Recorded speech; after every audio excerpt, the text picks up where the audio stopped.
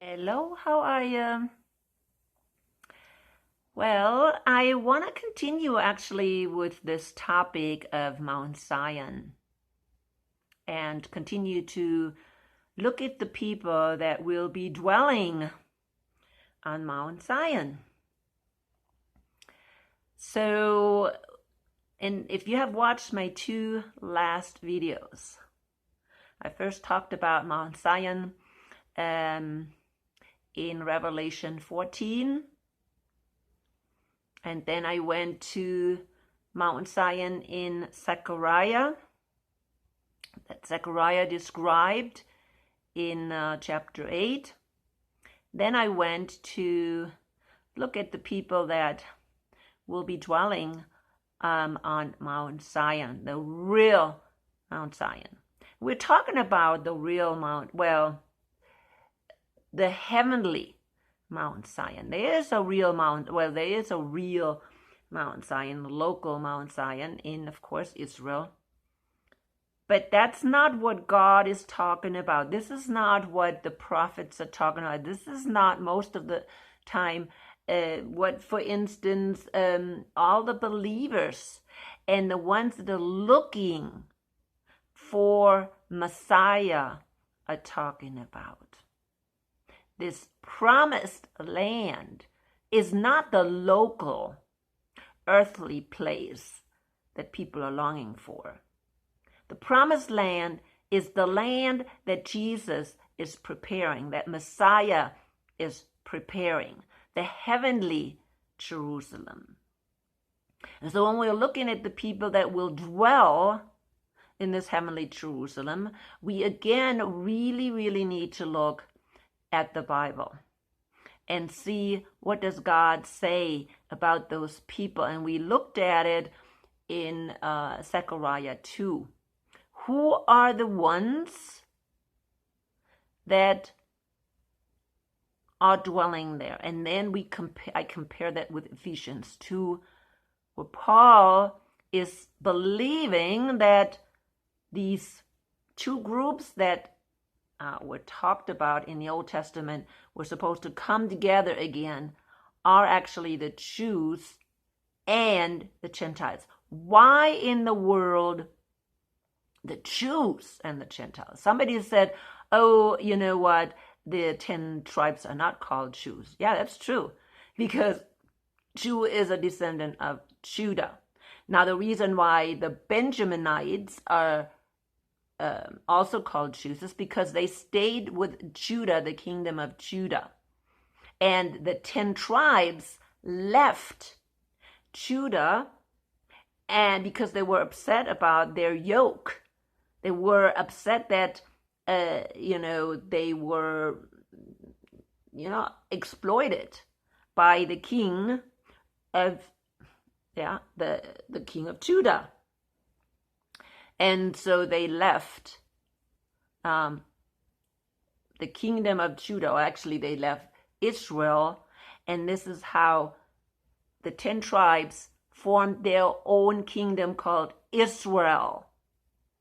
And the remaining two tribes, Judah and Benjamin, were called Judah, the kingdom of Judah. And that remained until today. There is no coming together. The Jews always think that they can bring together the kingdom of Israel and the kingdom of Judah and make it one again. But that is not happening, because those people have been dispersed throughout the world and have lost their identity. All 10 tribes have lost their identity. They don't know really. They're mixed in with the Gentiles. And so they become part of the Gentile world. And out of those Gentiles, then, of course, God is calling out his people, but only the believers, which he does with the Jews and the Benjamites as well. They are not automatically saved just because they belong to Abraham. And I've been saying that over and over again, and I still have people that are saying, nope, that's not true, that's not true. Well, I want to know the verses. I really do want to know the verses. Somebody send me some verses, and those verses are not telling me that God is saving even the unbelieving Jews. In the opposite, if he divorced them because they were following false gods, what do you think they're going to do with everybody who follows false gods? If they don't follow Messiah, which has come, they have to follow him, the new covenant. If they're not following the new covenant, they are not part of God's kingdom.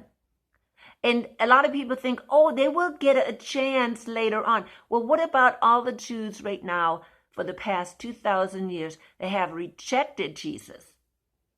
Or let's talk about the Jews before Jesus that went their own way, like the Pharisees, that Jesus really, attacked, put down, corrected. What about those people? And those people that went after the Pharisees? Well, those are not saved either, regardless if they were Abraham's descendants or not. And today, again, when we talk about Mount Zion and who is dwelling there, it's very obvious it's only the believers, no matter who they are, whether they're believers, Gentile believers, or what we only have left now is Jewish believers. Okay? The Jews have to believe. They have to believe that Jesus is the Messiah. They have to believe that the new covenant has started. If you read Daniel, okay, Daniel told them that they have 70 weeks, years of weeks left, 490 years, only 490 years. And within that 490 years, Jesus, the Messiah, would come. There is no debate, okay? Even if you believe there's an extra week at the end, Messiah still came. Messiah did not come, is not coming at the end sometime. No, he has already come. That there is no discussion about that. Yet the Jews still reject Messiah. And do you think, and then I'm saying in general, right? Because there's many Jews that do accept Messiah. So I'm not talking about them because they're already part or a part of the kingdom of God. So all people, all believers, okay, and that's all believers, belong to the kingdom of God, and they will dwell on Mount Zion or in the New Jerusalem. That means they have followed Messiah, whether it's before he came or after he came. It doesn't matter. And again, all Jews or all Hebrews before Jesus came are not saved. It's very obvious that they're not saved because the Pharisees were not saved because they rejected him. And everybody before that followed the Pharisees and the scribes, and they were not saved either, because saving is always through grace, regardless of what dispensationalism says. And there again, we have this false doctrine that has infiltrated almost every church. Okay, every church, people, every Protestant church, and makes us think that, oh, someday the Jews will get 7 years during which they are saved, or 3 years, 3.5 years, whatever, they come up with. The Jews had their chance not only before Messiah came to follow God's plan, but they also had the past 2,000 years to accept Messiah. Now I know Paul said that the Jews are blinded in part. Now don't forget that, in part. That means they're not totally blinded. That means they still can accept Jesus as Messiah, because so many do today. And I probably, in the past 2,000 years, they have done the same thing. They had the chance. Because it says blindly, they are blinded in part. The part they're blinded is because they have rejected him. Okay? They have rejected him. And that's when the blindness comes even more. And this is then still their choice. I have talked in some of my videos about choice. Okay? That every person has choice. God is not picking people just, oh, I'm going to take this person and this person and this person. He's not doing that. Just like he doesn't pick, oh, I'm going to pick this person because he's Abraham's descendant. No, he doesn't do that. He still has to give everybody choice, because that is what God is all about. And that's what his plan is all about, that we have free choice. We can never, ever blame God for not being saved. Never. See, if God would just choose willy-nilly anybody, then we could complain. We could say, God, you're not just. And God is just. And in order for God to be just, he has to give free choice to people. And that's what he did. He does not want somebody to follow him or make somebody follow him. If he chooses, he would have to make somebody follow them. He chooses because he knows that person follows him. And therefore, they already exercise their free will. Free will is something very important. And free will is given by God. However, Satan forces. Okay? And yet again, even Satan cannot force, because he still has to work with this free will. But he can coax, he can, once you made a decision for Satan, he's got you. See, because you have made that decision. And this is when you become blinded more and more and more and more. Once the Jews made a decision for Satan, they're blinded. So that is the part, okay? They have to decide just as much as everybody else who they're going to follow, okay? And I know many Jews say, well, we're following God. God is our, Abraham is our father, or whatever they're saying. But do they really follow the plan? See, just like all the Christians, so-called Christians, say, oh, we're following Jesus and, we are saved. But in reality, they're following their own plan, and even following this world system that is under Satan's control. They're still doing that, right? They're just following everything else, but they say, oh yeah, we are Christians. We're going to church on Sundays, and that's about it. We're going to church on Easter and Christmas, and that's it, okay? Oh yeah, we're saved. But no, that's not enough. We have to actually follow God's plan. And when we follow God's plan, we don't follow this world. And I think we need to be extremely understanding of what it means to follow Jesus and what it means to follow this world. But going back to this people that are living on Mount Zion. And so today I want to look at another section that kind of helps us understand these people that will live on the mountain of God. Like in Revelation 14, it describes this 144,000. This group of 144,000 is described in detail. Those are the people that are the people that live on Mount Zion. Because Mount Zion is the mountain of God. Mount Zion is the New Jerusalem. It's where the throne is of God. That's probably where also the altar of God is. Okay? It's where we're going right now. When we're dying, we are going to be under that altar. The souls are going to be under that altar, and they're going to wait until they are again getting a new body. And that's the time of the rapture, the catching out of the bride, and the time when the souls, the dead souls, receive, of course, what? A body. And then they go into their rooms.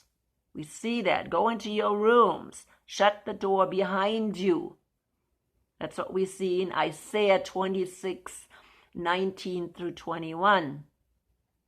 That's when my people, and he says it there again in Isaiah 26:19 through 21. My people, go into your room and shut the door behind you, because the wrath of God is coming, clearly showing that the bride will be protected in those rooms. That means the taking out, the resurrection, which is when the souls receive their body, the resurrection, and the snatching out of the remaining people, the bride that's still alive, and the transformation will happen on that point. Today I want to look at Revelation 7, because we see that in the same way. See, we need to get the whole information. It seems like, of course, the false teachers don't want you to have the whole information, because, of course, they want to mislead you.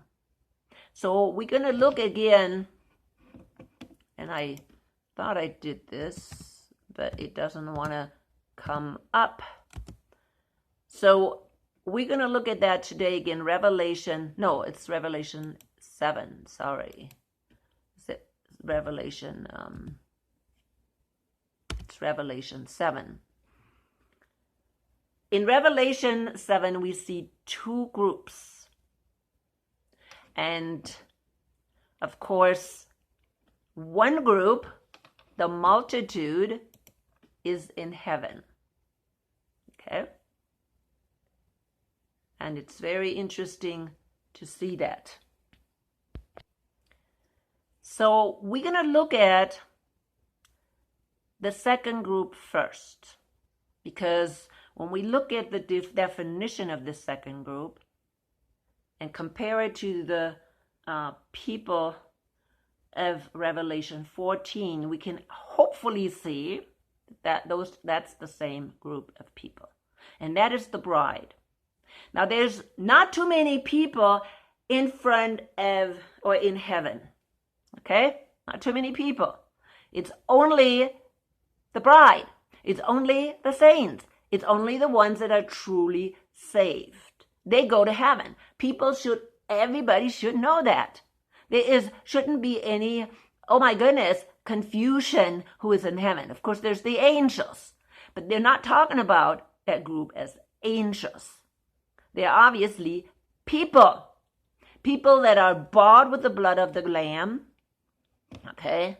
And that's the way they are described, okay? The great multitude. Now, in Revelation 14, the number 144,000 is applied to that multitude, okay? But this number I have said before is only a symbolic number. 12 times 12 times 1,000. 12 is a symbolic number, right? Yes, there are 12 tribes, there's 12 apostles, but they're all symbolic. They were picked symbolically, 12, for a purpose, because they are a complete number, okay? So 144,000 is not how many are being picked, okay? I don't think so. Okay, this is my assumption. It's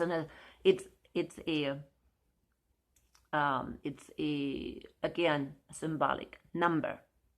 But one thing we need to make very clear: the 144,000 in Revelation 14 is not the same group as the 144,000 sealed. Those are different. Why? Again, because of the definition. The definition of the multitude here in chapter 7 and the 144,000 in Revelation 14 is the same. So the 144,000, the group, 144,000 that is sealed is a different group. Okay, we will look at that in a little bit. Let's stay with the multitude first. Just want to make sure, hey, these are the ones that are wearing white robes, and everybody should know white robes are for what? People that have been washed in the blood of the Lamb. Those are the true believers, not somebody that says, oh yeah, Jesus died for me. No, I'm talking about the true believers that have been following, and we see this later on. They will follow the Lord wherever he goes. And I don't know if it's in this one or if it's in Revelation 14. It says right here, they have washed their robes and made them white in the blood of the Lamb. Okay? That is in 15. And they are before the throne of God and serve him day and night in his temple. And he who sits on the throne will shelter them with his presence. Okay? This is it. Those are the people. For the Lamb at the center of the throne will be their shepherd.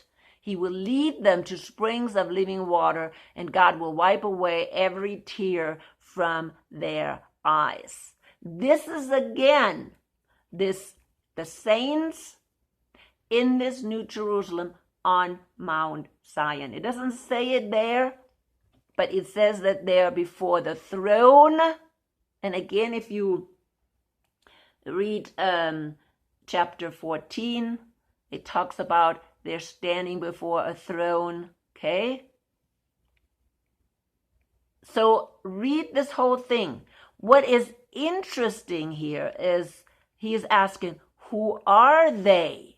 Okay? Who are they? And it says here in 13, then one of the elders asked me, these in white robes, who are they and where did they come from? I answered, sir, you know. And he said, these are they who have come out of the great tribulation, which I believe the should not be there. That is not originally there anyways. So they have come out of great tribulation. They have washed their robes and made them white in the blood of the Lamb. Here shows you clearly that this whole group right here, this multitude, came out of great tribulation.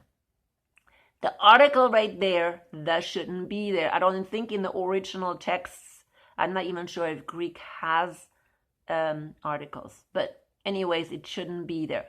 They didn't come out of the great tribulation. They came out of great tribulation. Why? Because Jesus said it. Jesus said, in this world you will have tribulation. And Paul said that over and over again. And also Matthew said, until the end of the tribulation, this is when Jesus will return. The day of the Lord will start. Okay? The sun will get dark and the moon will lose its shine. That's when the day of the Lord starts. So at the end of the tribulation, that means the whole time from the beginning, since Jesus went up into heaven, there was tribulation for the saints. Now, there was tribulation for the saints even in the Old Testament. Because even in the Old Testament, the Jews were persecuted for their faith. Even within their own culture, they were persecuted. They killed, the prophets. So when they hoard around. But specifically, of course, the people and after Jesus, they went through great tribulation. How many people since Jesus' death were killed? All the disciples, I think most of the apostles were killed. Lots of the first Christians were killed.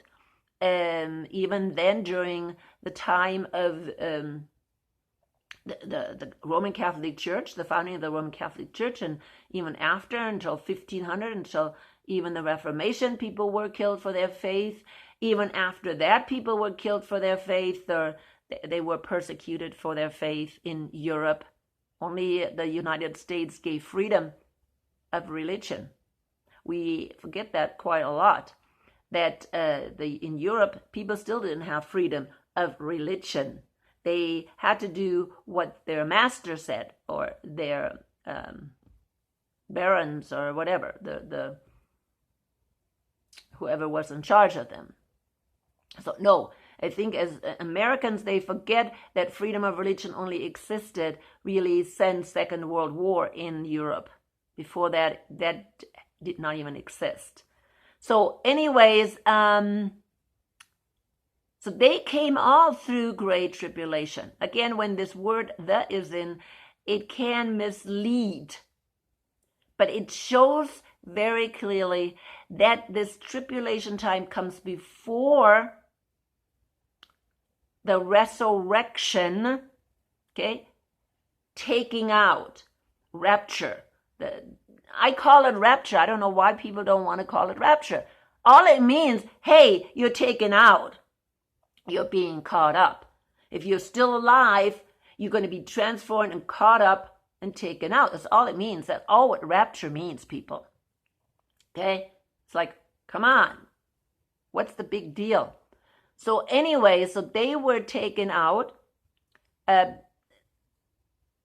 when the tribulation was over, that is when the day of the Lord starts. So these people now are up in heaven. In chapter 8 of Revelation, again, the wrath of God starts. And these people are out. Okay? They're out. Now, really, before I finish up, let's go to the 144,000. So there is another group. But this group, people, the sealed group is not in heaven. Okay? It says, after I saw angels standing at the four corners of the earth, holding back the four winds of the earth to prevent any wind from blowing. So they're on this earth. Okay? And God says, do not harm anything. That is before the wrath of God starts, people. Okay? You understand that? God says, wait, I have to do something. Now, here's what he does. He seals. Okay? He seals. Then I heard a number of those who were sealed. These people are not taken out. And it says here, 144,000, again, a symbolic number, from all tribes of Israel. Okay? So we're at the end here. We're at the time before the wrath of God starts. And he is sealing the tribe of Israel. Now we know 10 tribes are gone. They have mingled among the Gentiles. There's only 2 tribes supposedly left, Judah and Benjamin. Okay? So Judah is the first one that's being sealed, 12,000. And then there's Benjamin, and at the end, 12,000. And that alone, no, 12,000 is a symbolic number. Also what's symbolic is each one of these tribes are symbolic. Okay? Because amongst these tribes, again, the whole tribe system is symbolic. Because amongst the tribes, okay, the ones that are sealed are only believers. Not everybody, number 1. Number 2, under those tribes, also the Gentiles are being sealed. The tribes are symbolic. The 12 tribes are symbolic for God's people, okay? For those that are still following God. But if these people follow God, why in the world were they not picked up, and why are they now not in this multitude? Why are they not in front of God raptured? Simply because these are the foolish virgins. We see that in Matthew 25. Look at Matthew 25. It says it's a parable, but it's a parable that's very close to the truth, to reality. Okay, very close to reality. There's two groups in Matthew 25: the foolish virgins, the wise virgins. 5 wise, 5 foolish. Now, the 5 wise virgins, they were taken. That's the multitude. Okay, again, symbolic number 5, right? Okay, they're the multitude. But the 5 foolish, they didn't have the Holy Spirit. They didn't have the oil. You know, they said, well, yeah, we are saved. We believe in Jesus. He died for us, but they never followed him. And they are now sealed within these tribes. Okay? Because that's how it was even in the Old Testament. Any Gentile, there was no separate tribe for the Gentiles. Those Gentiles were added to the tribes. Okay? Symbolically, because we're always talking symbolism here. God always talks about symbolism. There's only 12 tribes of Israel, okay? And those 12 tribes stand for the believers. Simple. But they have to be believers. If they're not believers, they're not saved, not even in the Old Testament.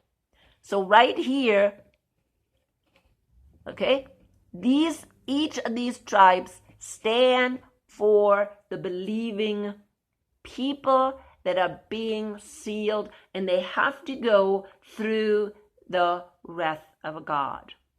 Okay? Are they going to be protected? Only their soul, because their soul is sealed. Okay? Not their body.